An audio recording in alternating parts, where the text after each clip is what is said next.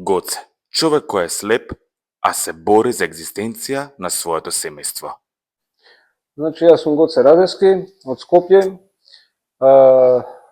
сопруг, татко на 3 деца, моментално не вработен, сум лице со оштетен вид и благодарам што одвоивте време и за нас, тој за мене, па и за тие како мене.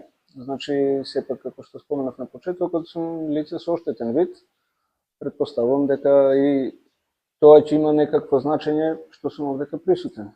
Се разбира дека е така, вие сте првенствено новинар, мој колега, така да одлучивме да направиме со вас едно интервју. Сепак, денес интервјуто го снимаме во среда, на 15 октомври, денеска е светскиот ден на луѓето со оштетен вид. Така, светски ден на белиот стап, белиот стап е уствари символ на слепиот човек. По тоа уствари може да се препознае дека, нели, има некаков проблем, да кажеме на улица кога се движиме, по тоа ќе не препознаат. Ке зборуваме подлабоко на овие теми. За почеток би сакал еве народов да ве запознае. Кога и како се соочивте со губењето на видот? Така, јас до мои 20 години гледав.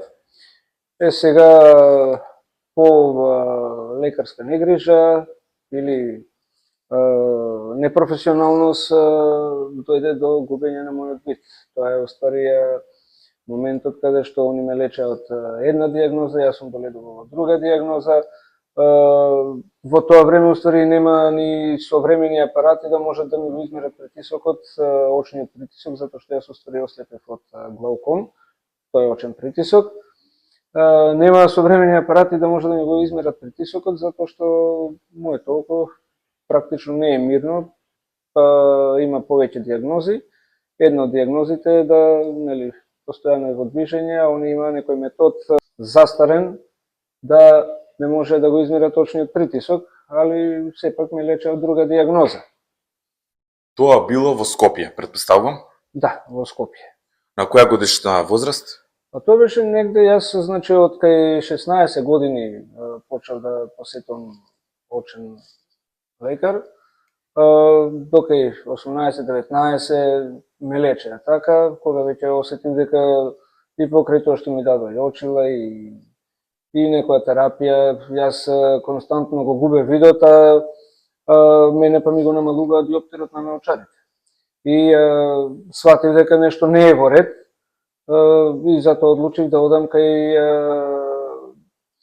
институтот од Фиодоров, они беа дојдени во Врање, и отидов кај нив, ми направија еден преглед, кажаа дека уствари се работи за очен притисок, дека мора одма да се интервенира, но сепак тоа кошташе, додека се собраа средства, додека отидов таму, веќе беше доцна за да, мислам, се уште има вид, меѓутоа ризикот беше голем да го изгубам видот на самиот на самата операција. Но морам да ве прашам со оглед на времето, дали сметате дека државата доволно прави за вработување, односно веќе вие го одговоривте, но јас сепак морам да ве прашам, дали доволно прави за вработување на лицата еве со оштетен вид?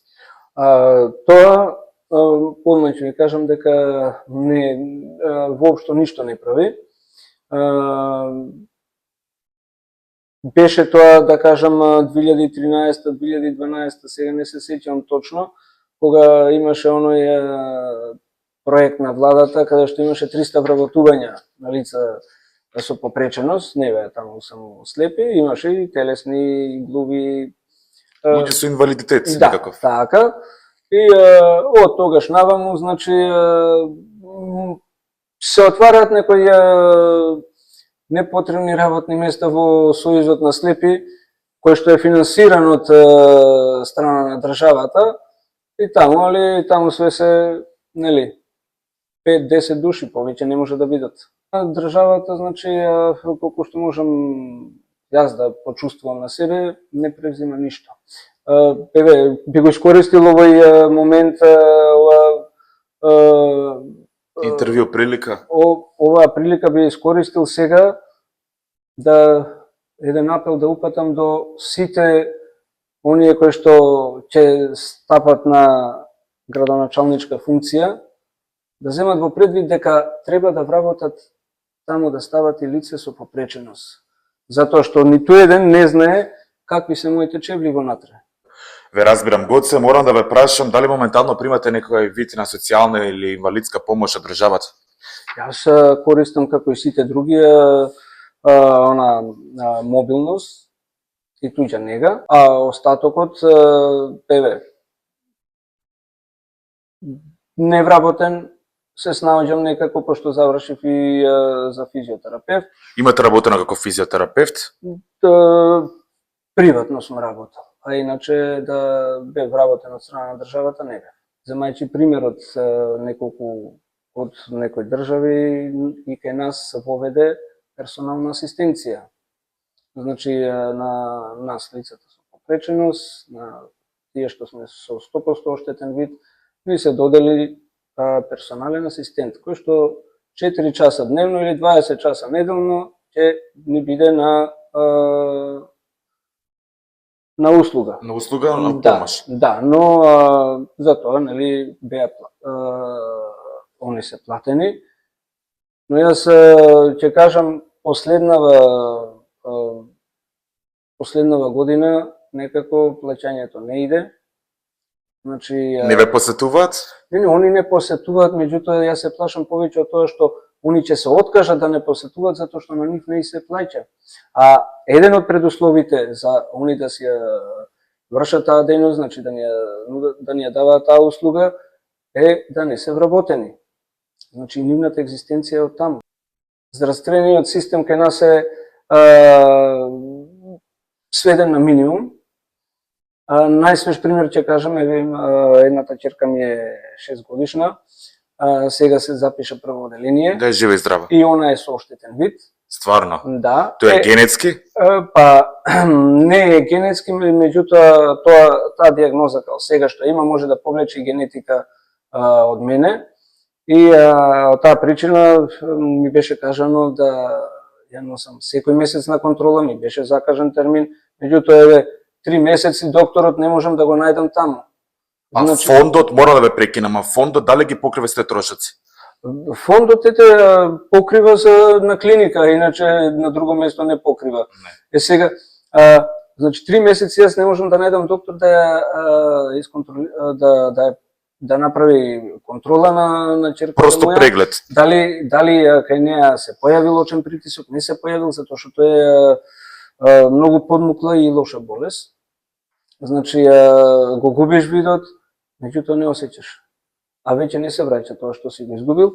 Сега, значи, како што кажав, за нас имаше персонални асистенти, а за децата, кои што се во образование, имаше образовни асистенти. Сега јас, постои некоја фамозна МКФ комисија, да мора да ја помине детево моје за да му се додели образовен асистент. Но тоа не можам да го термин не можам да најдам. Од веќе 2 месеци детево ми учи, термин не можам да најдам. Јас покрај слепилото боледувам од епилепсија.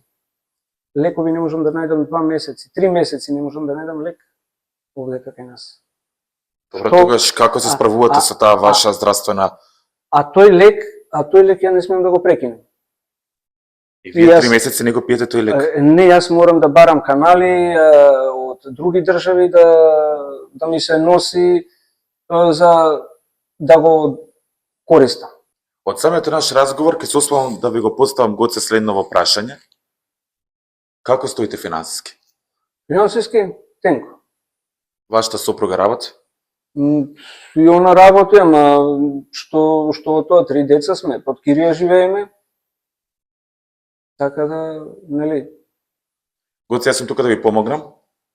Ќе ви помогнам на секој можен начин. Ќе се обидам да ви помогнам и финансиски. Еве да ги замолиме сите наши гледачи кои што како може да ви помогне.